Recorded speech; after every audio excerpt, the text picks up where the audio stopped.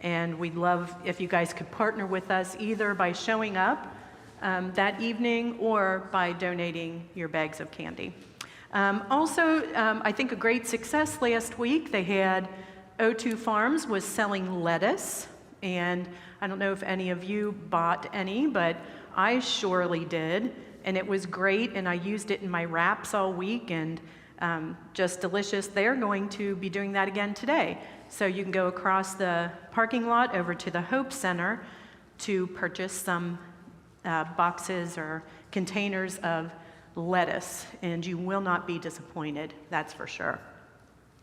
Hey, I really wanted to have a video for you today, but I was a little bit slow in getting it to John, so I'm just going to reenact it for you, okay? I don't know if any of you have ever, I know, you like when I'm acting. I don't know if any of you have ever seen this video before, but it's of a young girl named Jessica doing her affirmations in the mirror. So she's maybe 3 or 4 years old, and she's standing on the bathroom sink, and she's looking in the mirror, and she said, I like my mom, I like my dad, I like my house, I like my room, I like my brother, I like my sister, I like my aunt, I like my uncles, I like my Allison. That's one of them. I don't know who Allison is, but she got a special shout out there. I like my hair, I like my haircuts, I like my school, I like my room. Anyway, so she's going on, and before she steps off of the sink, she says, I am great, I can do anything, I am better than everybody. Jessica, yeah, you rock. Affirmations. And I think it's funny, that's what I'm going to be talking about this morning. Actually, last week when Ryan started to teach, I'm like, dag nabbit. I was supposed to teach back right when we got shut down for COVID. And I was going to teach on affirmations. I've been waiting all this time. And so last week, what does Ryan do? He basically teaches on affirmations. But I'm like, that's baloney. I'm not letting him steal my affirmations from me. We're just making this a series. We're making it a series. So last week, Ryan talked about calling it what you want instead of calling it what it is, right? And so today, I want to talk about calling it what you want, being your own cheerleader. You guys your own cheerleader? How good do you think you are at being your own cheerleader? Well, yeah, maybe not so hot.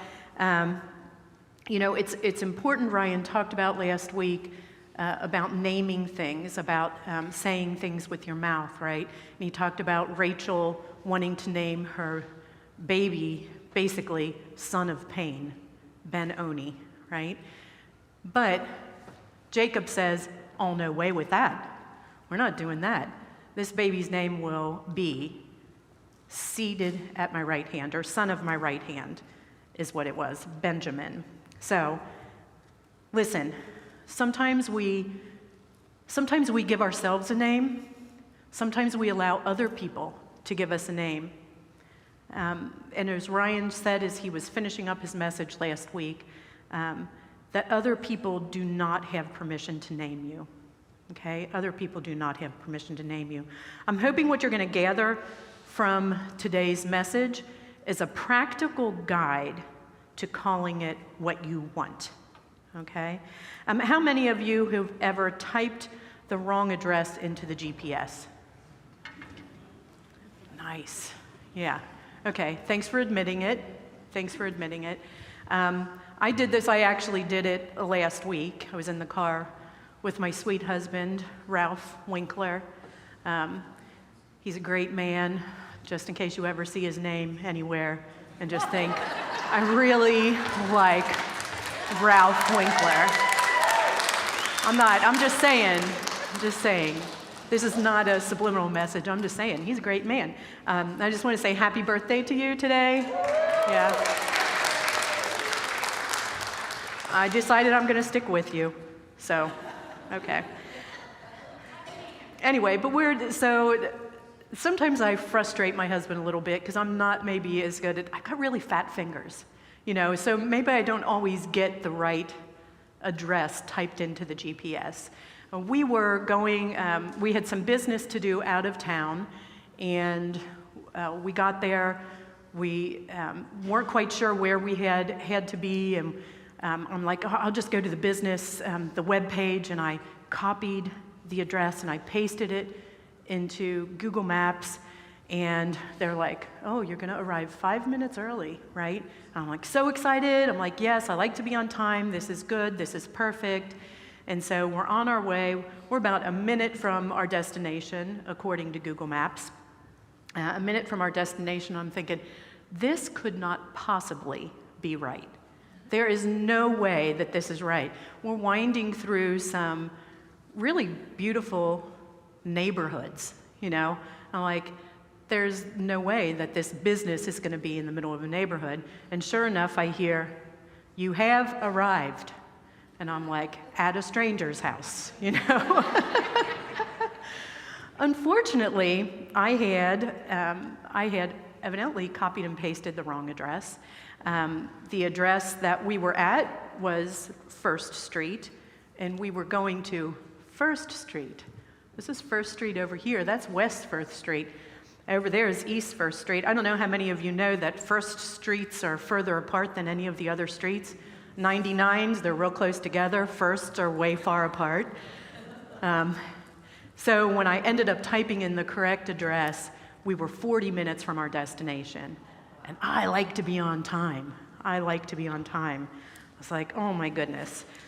So just a heads up, if you want to arrive at a specific place, I highly recommend not typing in the wrong destination into your GPS.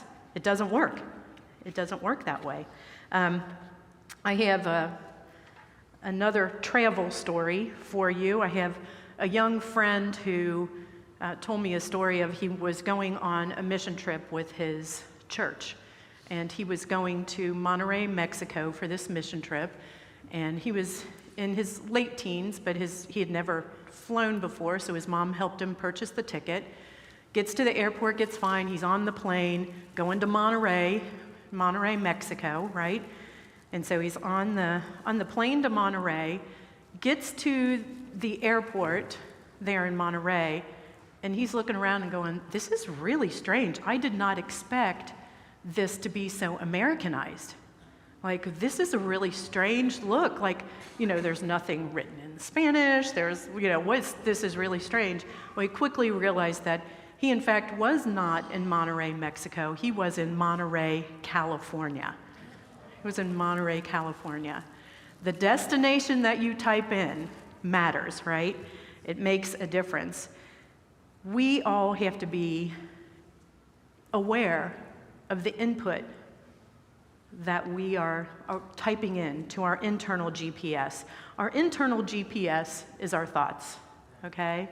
And just really want to, you know, I think Ryan talked a lot about words last week, and this week I'm like, you know what, I can make this work. I can turn this into a series. I can turn this into a series, yeah. You know, your input matters. With the wrong input, you could end up at a house instead of a business. With the wrong input, you could end up in California instead of Mexico. So you have this inner GPS continually working, and you're inputting the information into it. Unfortunately, a lot of times we get sloppy. We get sloppy. We don't pay attention to the destination that we're inputting into our internal GPS, and we allow other people to put some information into our internal GPS, and pretty soon we find ourselves at some crazy, unwanted places, destinations that we have not intentionally chosen, okay? I'm just saying, you could be, let's just say you're looking for a good time. You could end up in, let's say, boring Oregon. We have that? No. There's a picture of it somewhere. It's not working. Okay. Well, I'm just telling you, boring Oregon, it really would have been super dramatic if that had come up on the screen. So, boring Oregon. Or maybe you're searching for excellence and you end up in, okay, Oklahoma. Or maybe you're trying really hard for things to go smoothly and you're really working on that and you end up in Accident, Maryland. Do you know where that is? My grandmother was born there. Did you go there by accident? No, did she get there by? She was okay. No, it's her favorite joke to tell people she was born by accident. She was born by, oh no, there you go. Her grandma's favorite joke was that she was born by accident, right? She was born in accident. Very good. There are some really crazy names, by the way. You know, Doll, Michigan, I don't want to go there. Hell, Michigan, that's even worse. Satan's Kingdom, in the United States, there are 3 different cities by the name of Satan's Kingdom. I mean, who would feel good about living there, right? Yikes, yikes. Anyway, your subconscious thoughts guide your destination. If you are continually walking around believing that you are a failure, that you're not good enough, that you don't have any friends, you are calling it what someone else has declared or what the enemy is saying, but you are not calling it what you want. Yeah. Anyway, and you're certainly not going to end up in a destination of your own choosing. So here's a story of a woman who very clearly chose her own destination. This is from Luke chapter 8, verses 40 through 48. So let's just imagine we're there. We're in Galilee. We're on the seashore, and we're waiting for Jesus. We're waiting for Jesus to return. We're in with a crowd of people. There are a lot of people because Jesus had been to Galilee before, and then he went away. He went over to visit some other cities. Now he was coming back, but we knew that he was a really good teacher, and we knew that he was a healer, and we were all super excited to be there. Now, when Jesus returned, a crowd welcomed him, for they were all expecting him. Then a man named Jairus, a synagogue leader, came and fell at Jesus' feet, pleading with him to come to his house because his only daughter, a girl of about 12, was dying.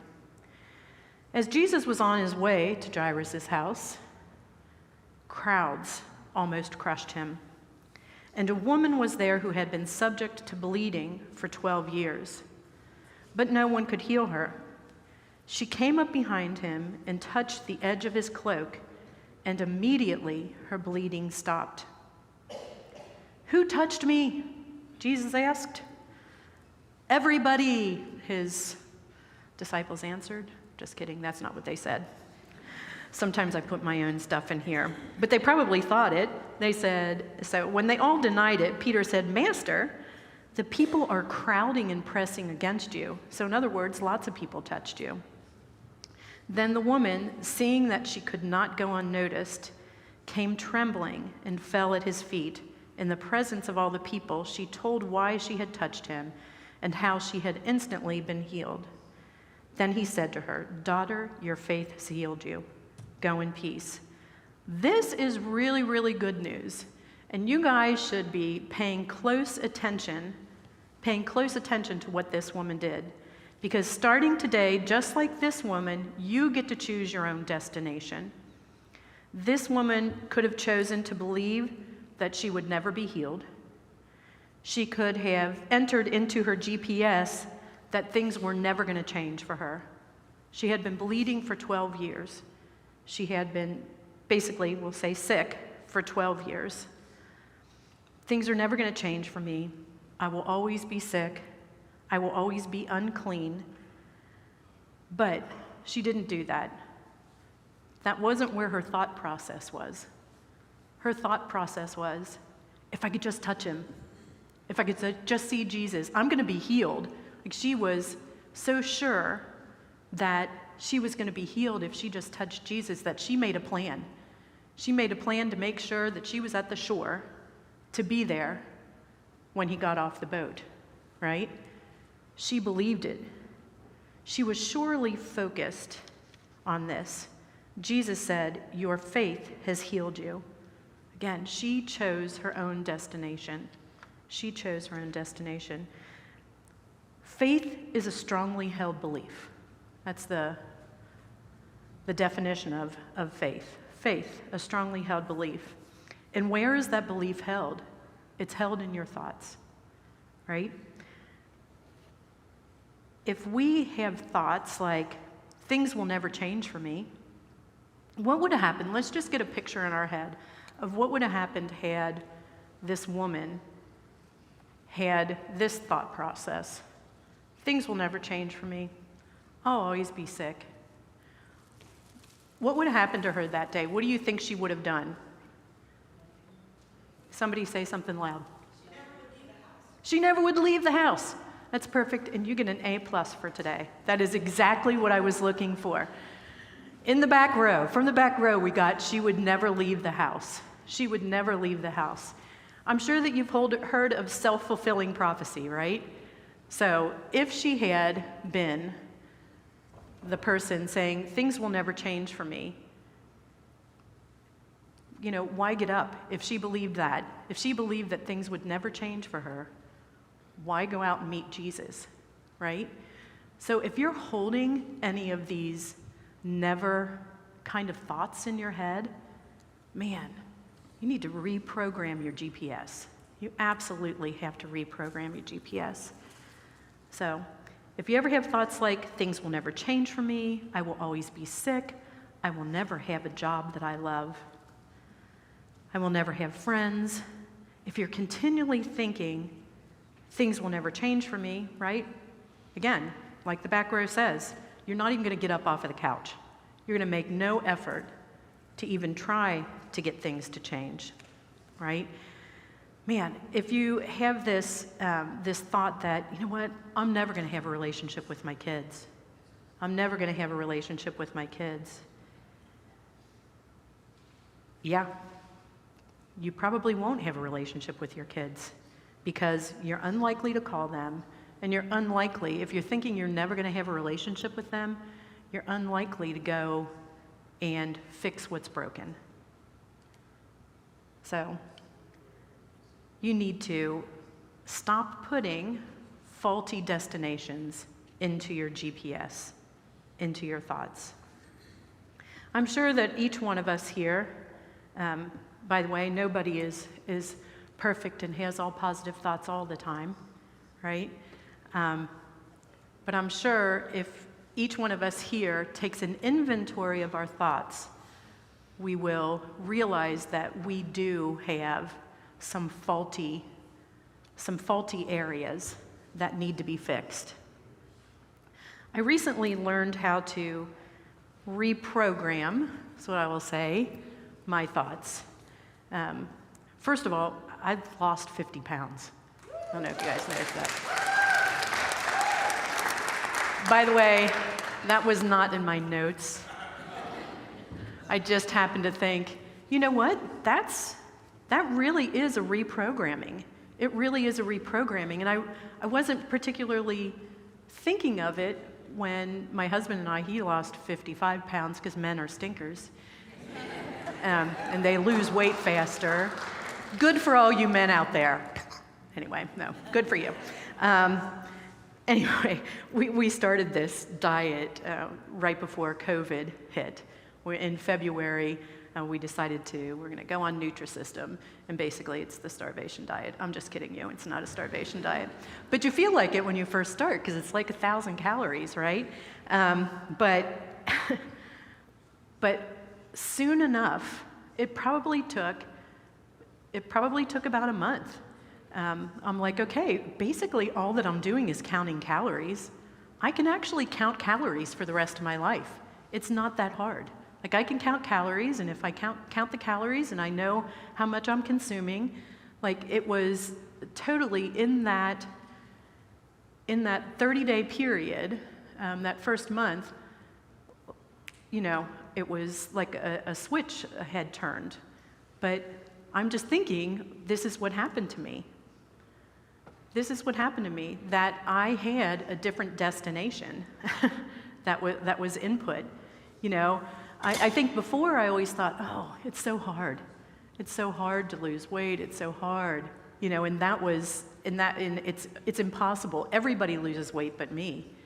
Everybody loses weight but me, right? Anyway, but I put a different destination into my thoughts, and I have a different result. But that wasn't what I was going to mention. I recently went to a class for my business, and they were teaching us about affirmations. And I've never had anybody teach me about affirmations before. Just like the little girl, I like my mom, I like my dad, I like my house, I like my hair. Anyway, those are all great affirmations, but I never really thought, I think I'm a pretty positive person, but I recognize that I have been living with some faulty destinations, some negative thoughts in my life. And so I started a business a few years ago, and we'll just call it, anyway, started a business a few years ago, and I was working really hard, but not really, having decent success. So I go to this class, and they're like, okay, we want you to decide how much money you want to make. And I'm like, well, okay. I actually wrote it down, and then they had us do some calculations. I didn't know what it was going to end up, but it ended up being not a small number. And I showed it to the girl next to me, and I said, "Oh my gosh, look at this!" And we started laughing. I'm like, "Yeah, I'm gonna make that much money." And in a year when I had made maybe even just a quarter of that, the year that I was in.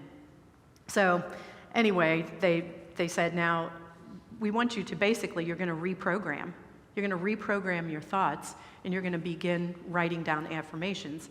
So how many deals would you have to close in a month in order to make that much money?" And I'm like, okay, okay, that's six deals. Well, I was only closing 1.5 deals at the time. And they're like, you start doing this affirmation thing, and you're going to, a year from now, you'll be closing 6 deals in them. And I'm like, yeah, maybe. Yeah, probably not. I just want to say it worked. It worked. And I think that this is the deal. This is how it works. When I began the affirmations, it made me become the businesswoman that I wanted to be. It made me get up. It made me make phone calls. It made me more aware. So if I had just been like, oh, my business is just always going to be like this, I wouldn't have gotten up off the couch. I wouldn't have made the phone calls. Anyway, very interesting thing. But it's not about business. It's not about business. This is what it's about. This is about 3 practical steps to help you call it what you want. The first practical step is to choose your destination. Make a goal for yourself. How many of you are goal people? Goal people, good. That was a lot more people than get lost by typing in the wrong destination. It's about half the people are goal people. So I have never been really good at writing my goals down, and so this was a really good exercise for me. So number 1, choose a destination. You need to make a goal for yourself. Make a goal. If you, let's say, you don't have a relationship with your children, maybe your goal is, I want to see my children at least once a month. If you want to lose weight, you're overweight, maybe you say, I want to lose 30 pounds by Easter's 2021. Just nobody got that reference. Okay. Nacho Libre, Easter's. Okay, thank you.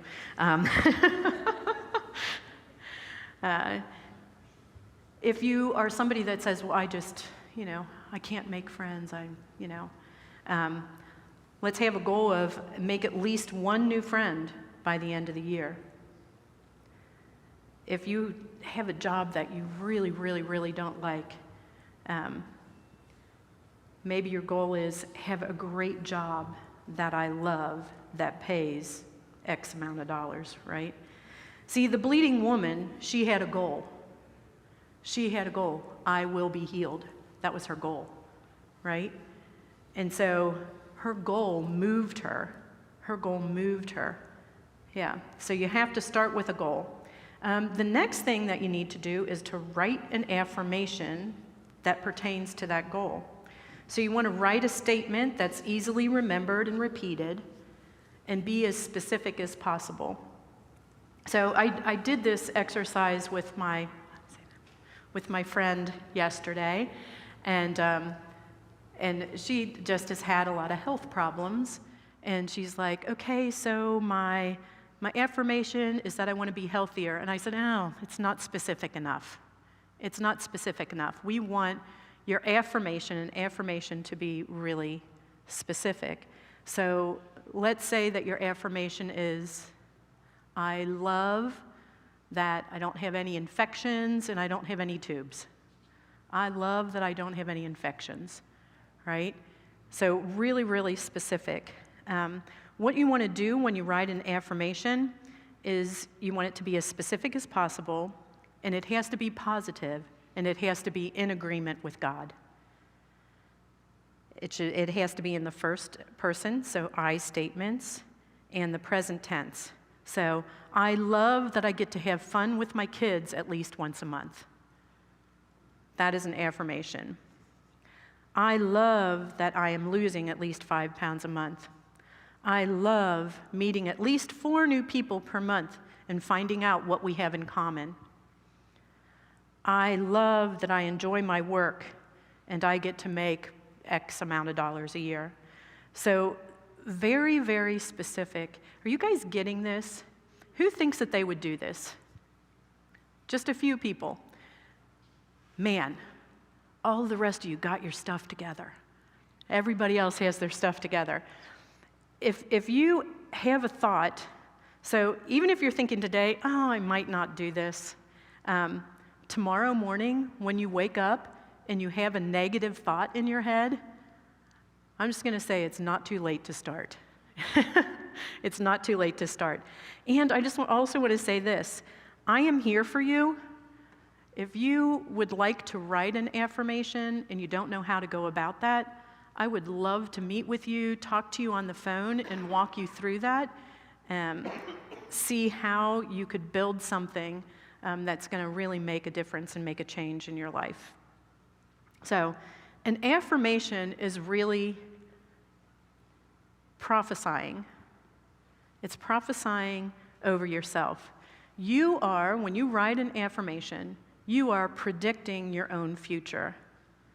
You are predicting your own future. I love today, and you guys were singing it. Did you know that you were prophesying over yourselves earlier? I heard you, for sure. You said, I am fearless. I heard you say that. I am a light, right? You have all kinds of, let's see.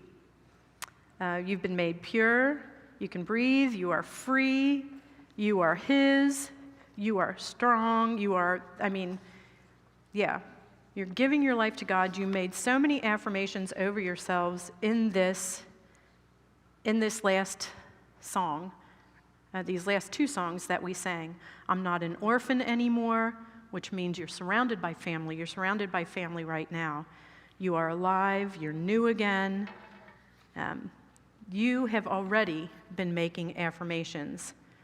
What we're trying to do is to make sure that you do them on purpose. You do them on purpose. Okay, so choose your destination, you write an affirmation, and then you focus with determination. That bleeding woman was determined. She was determined. I would imagine that if she had told some of her friends what she was going to do, they would have discouraged her, right? You got any friends like that when you're really excited about doing something and then they poo-poo your ideas, right?